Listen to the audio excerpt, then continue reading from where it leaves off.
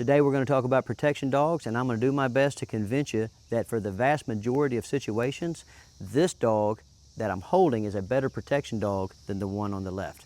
This is Lolly. Lolly is a micro toy golden doodle, and she's awesome in every way. And this is Ryder. Ryder is a Dutch Shepherd Malinois cross, and he's also awesome in every way. Okay, so if they're both awesome, you might say, Stoney, well, why are you saying that the little dog would make a better protection dog for most people? All right, here's why. I get an email all the time asking about dogs that have the potential to be good family dogs and also, you know, kind of be good protection dogs, right? Provide an element of safety to their owner's family. Okay. Now, I always answer those emails by starting off explaining that what I think are the two most important elements of training a protection dog is making sure that we are maximizing the deterrent value of the dog while simultaneously minimizing the liability of the dog. Okay, so if I'm out, you know, fooling with a dog like Ryder, okay, there's obviously a lot of liability that can go along with having a big, powerful dog like this. Now, he's awesome. I mean, and we're going to do a great job of socializing him, and he's going to have some really solid basic obedience, right? But let's just be honest. This dog here, if he makes a mistake in life, the consequences are a lot higher than if this little dog makes a mistake. If this dog gets in a dog fight, man, that's going to be tough to break up. This little dog, if I see her even thinking about getting in a dog fight, I'm just going to pick her up, right? It's so simple. She's awesome, okay? So, like, this dog obviously has a physical advantage over Lolly in terms of being able to do well in a conflict, but is that really what we need out of a protection dog? Do we need a dog that will do well in a conflict? I'm going to argue that we don't. For the most part, as long as a dog will let us know that there are evildoers in our presence, okay, we're going to be able to take care of ourselves, okay? So, like, if somebody's going to break into my house and they know I've got a yappy little dog like this that's going to wake me up, then most likely they're not going to break into my house. Because the only difference is, look, they're going to come to the window and they're going to look in, and this little dog's going to be yapping at them. They're going to go, uh-oh, guy that owns this house is going to wake up. Or this dog's going to be barking at them, and they're going to go, uh-oh, the guy that owns this house is going to wake up.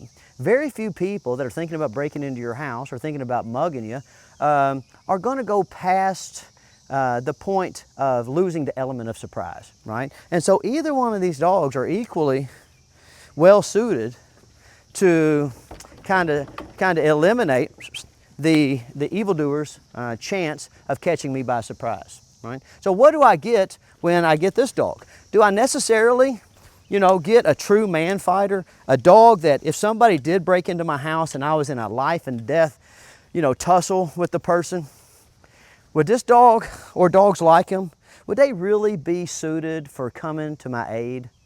For really getting down and dirty and fighting with a man? Maybe. But then you got to test them and see if that's true. And if it's not naturally true, which it's not for most of them, what do you have to do? You have to do a lot of extensive training.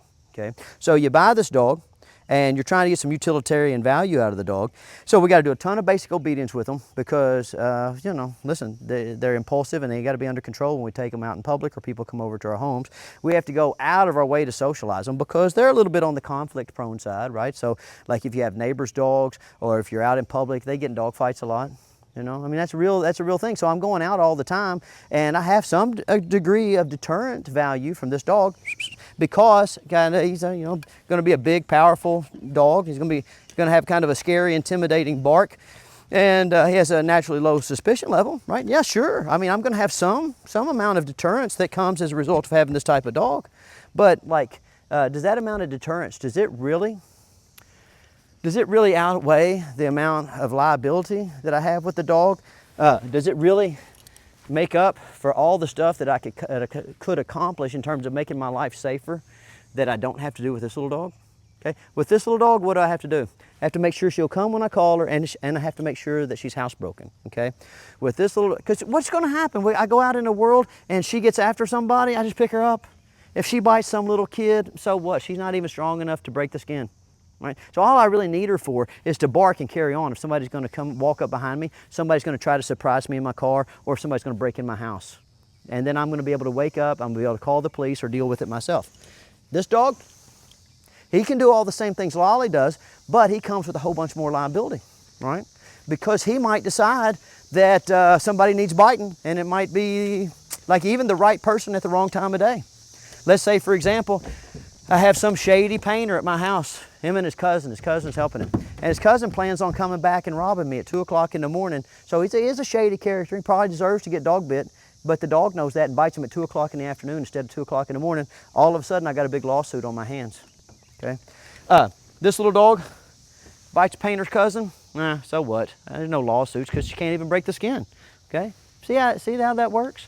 And so don't think that there is a tremendous amount of utilitarian value added when you buy a dog for like kind of personal protection, just because the dog is bigger and stronger than another kind of dog. Wait there. Come here. No. Just because the dog is bigger and stronger than another type of dog that for the most part is going to be able to serve as just as much of a deterrent. Right? I don't think that somebody that's going to break into your house is any more likely to break into your house if this is what's on the other side of the window versus that's on the other side of the window. Now, if you truly want to get down, in the weeds and get you a man fighter, a dog that if somebody breaks into your house, that dog is going to engage in conflict with them, and it's going to see that conflict through to some type of solution, some type of final outcome. Okay, listen. Yeah, for sure, that dog's a candidate, and this dog is not a candidate, okay? But is that really what you're looking for? Because if you get that, that comes with a lot of responsibility and a lot of liability, and it takes a lot of concentrated training to manage over the course of a dog's lifetime, okay? So, I think for the most of us, if we're really honest, we don't need police dogs, and we don't need dogs that are used in the military, and we don't need dogs that look really good in the movies. What we need is just a dog that has almost close to no liability in terms of taking out into our community, right? And that dog's going to give us almost, let's just round it up, it's going to give us 99% of the value that a large, powerful protection breed will give us, right? But it's going to give us almost 0% of the liability. Okay. Now, tell me what you think. You might think I'm wrong. Okay, I'd be interested to hear what you have to say. And we're going to actually do a whole protection dog series on my B channel. So tell me what you'd like for me to cover, and tell me if you have an alternate perspective on this issue. And we'll have a fun conversation. All right, see you guys next week.